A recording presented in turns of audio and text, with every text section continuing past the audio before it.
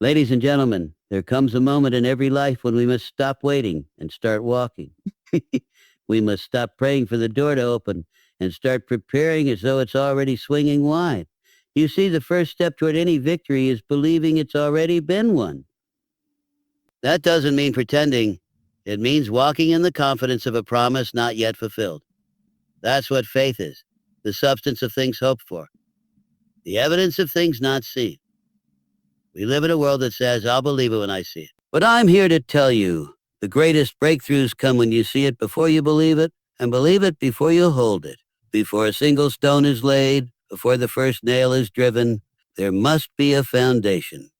And in the life of any person who dares to reach higher, who dreams of stepping into something greater, that foundation must be faith. Not hope alone, not mere optimism, but a deep, unwavering faith in what is yet to be seen, touched, or proven. Faith is not a feeling, it is a force. It is the quiet conviction that even when the path is dark, there is still a destination. It is the belief that what's been planted in your spirit will in time bear fruit. Faith is what carries a man when his strength fails. It's what holds a woman steady when the world around her is shaking. It begins not with the eyes, but with the heart, because the heart can perceive things long before the hands can hold them. Faith allows you to see a field of harvest where there is only dry ground. It whispers to build the ark while the skies are still clear. It says to take the first step when there is no bridge in sight. Too many wait for the evidence before they believe. But real power comes when you believe before the evidence. When you walk forward trusting that the steps will appear beneath your feet. That's not delusion. That's divine alignment. The greatest accomplishments, the greatest transformations, they never begin in certainty. They begin in faith. Think of every builder, every pioneer, every person who's ever stepped into the unknown. They didn't know what was coming, but they acted as though they did. They labored like the rain was coming. They worked like the walls were already rising. They moved like the miracle was already in motion. That's not just boldness.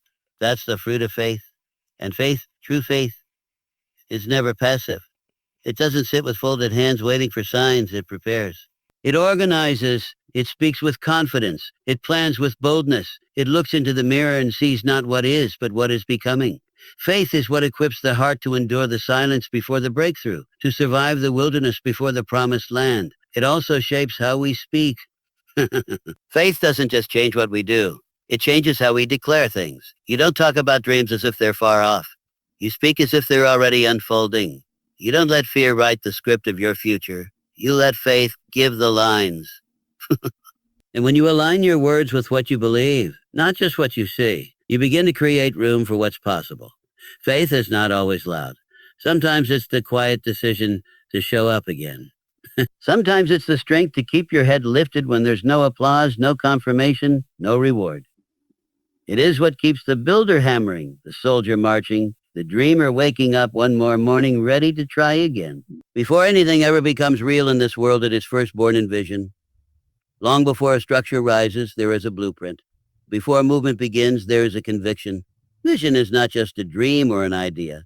It is the lens through which the soul sees what the eyes cannot.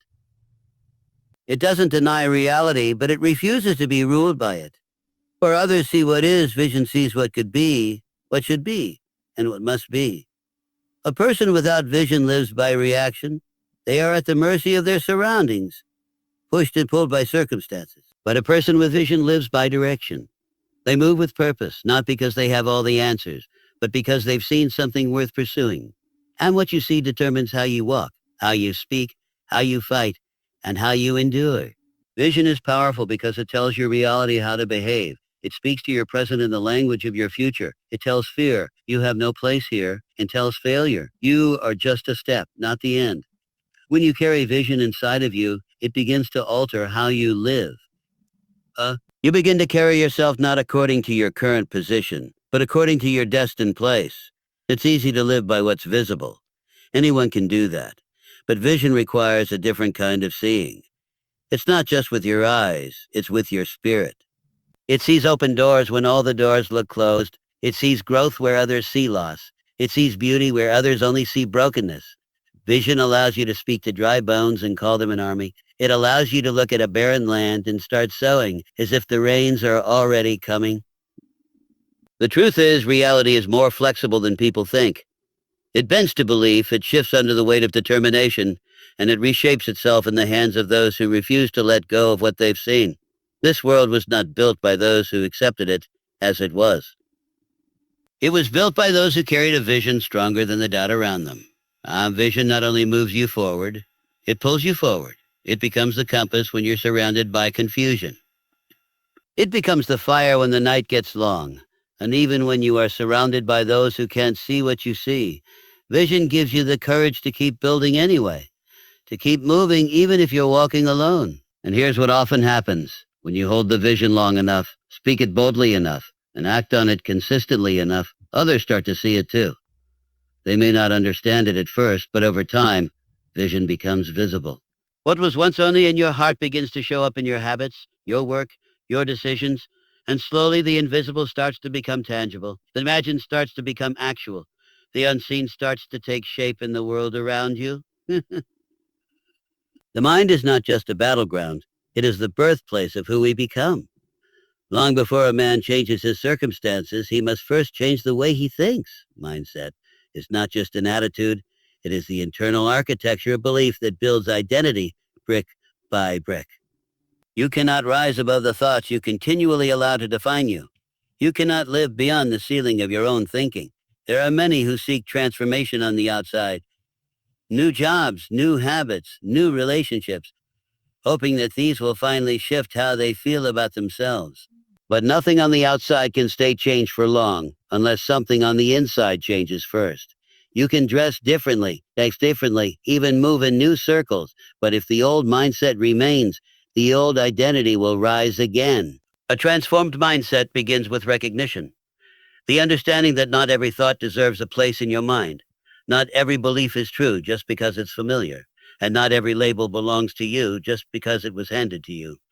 Mindset determines what you accept and what you reject and what you reject. It sets the tone for your inner voice.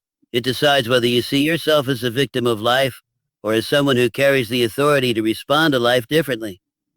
When your mindset begins to shift, so does your self-image. You begin to see that your value is not dictated by your past, your struggles, or even your achievements.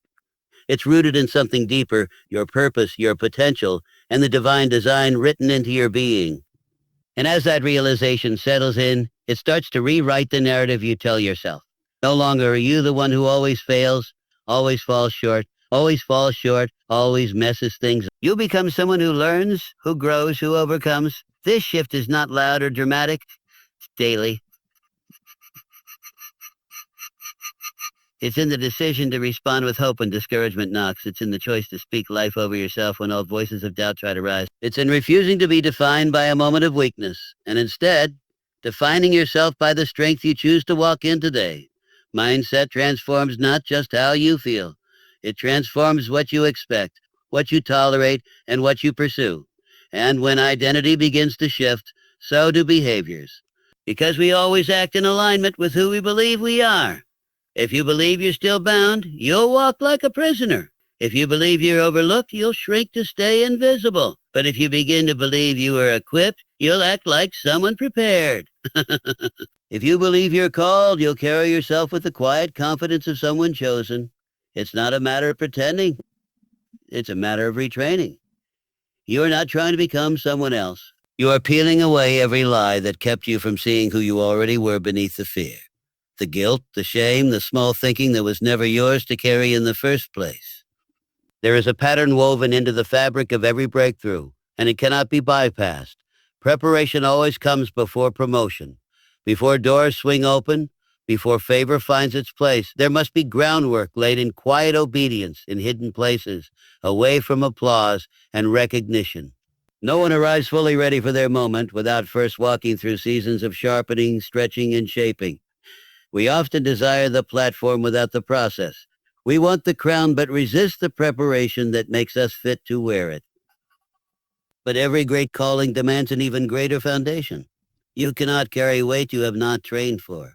The spotlight will reveal what the preparation room has either built or neglected.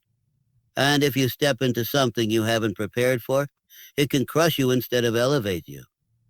Preparation is not glamorous. It's early mornings and late nights. It's repetition when results haven't shown up. It's being faithful in the unseen places where no one is clapping, where no one is watching but one.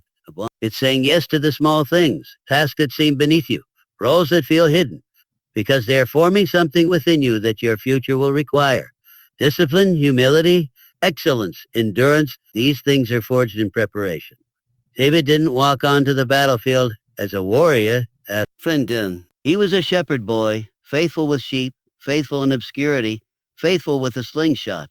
His preparation didn't look like greatness, but it was greatness in seed form. By the time he stood before Goliath, the courage was already inside him. The battle was not won in the moment. It was won in the preparation. What you do when no one's watching says more about your future than what you do when everyone is. You don't rise to the occasion. You rise to the level of your preparation. You don't stumble into promotion. You grow into it. Every hidden act of integrity, every quiet choice to improve, every decision to stay when you could walk away, all of it becomes part of your readiness. Preparation teaches you stewardship. It teaches you not just how to receive blessing, but how to manage it. Because without preparation, promotion becomes a burden. Without preparation, success becomes fleeting.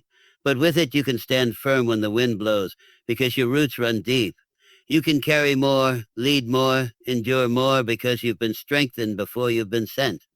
And the truth is, preparation is a test, not of skill alone, but of character. Will you stay faithful when it feels like no one sees you? Will you keep showing up when the reward is delayed? Will you stay excellent when excellence seems unnoticed? Those who pass the test of preparation are the ones who can be trusted with more, not just because they're capable, but because they're consistent. They've proven they can carry what they've asked for, not just in gifting, but in maturity. There is a strength more powerful than raw talent, more enduring than emotion, and more fruitful than inspiration. It is consistency. In a world ruled by change, where circumstances rise and fall like tides, consistency is the anchor that holds a person steady. It is the quiet decision to keep showing up, to keep doing what is right, even when the feelings don't follow and the results aren't immediate. Circumstances will always shift. Some days will bring clarity, others confusion. Some seasons will feel full of promise, others like a desert with no end. But consistency refuses to be dictated by the climate of the moment. It says, I know who I am. I know what I'm called to do, and I will not waver just because the winds have changed. Anyone can act with conviction when the atmosphere is favorable, when the doors are open and applause is echoing. But the measure of a person is not found in how they perform when things are easy. It's found in how they persist when things are hard. Consistency is what keeps the lamp burning through the long night. It is the discipline to water the seed when there is no sign of the sprout. It is what separates those who merely begin from those who finish. The truth is, your life will always reflect what you do repeatedly, not occasionally. Success, growth, breakthrough, these are not built in bursts of motivation. They are built in the mundane, the ordinary, the overlooked moments where you choose faithfulness over feeling, obedience over comfort, day after day, step by step, brick by brick. It's easy to get caught up in what's happening around you, to wait for the perfect moment, to pause because things didn't go the way you planned. But when consistency leads, it doesn't need permission from your circumstance. It keeps praying, keeps working, keeps believing, even when there's no visible reward. Because it knows the reward doesn't come to those who start the fastest, but to those who stay the longest. Circumstance will tempt you to stop, to settle, to question whether it's even worth it. But consistency doesn't argue with doubt. It just keeps moving forward. It's not driven by the highs or the lows. It's grounded in purpose. It's anchored in commitment. It knows that the ground doesn't yield to the one who visits once, but to the one who returns again and again, breaking the soil, planting in faith, laboring in trust. The most fruitful lives are not the ones that avoided hardship. They are the ones that chose consistency in the middle of it. When others gave up, they kept going. When doors closed, they looked for windows. When the answers didn't come, they kept asking, kept knocking, kept trusting. Not because it was easy, but because they understood something deeper. That consistency is the pathway through the storm, not around it. That the harvest belongs not to the most talented, but to the most faithful. Gratitude is not simply a response to blessing.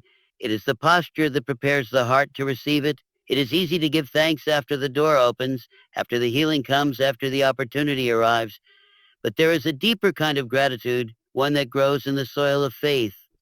And it gives thanks not for what has already been seen, but for what has been promised.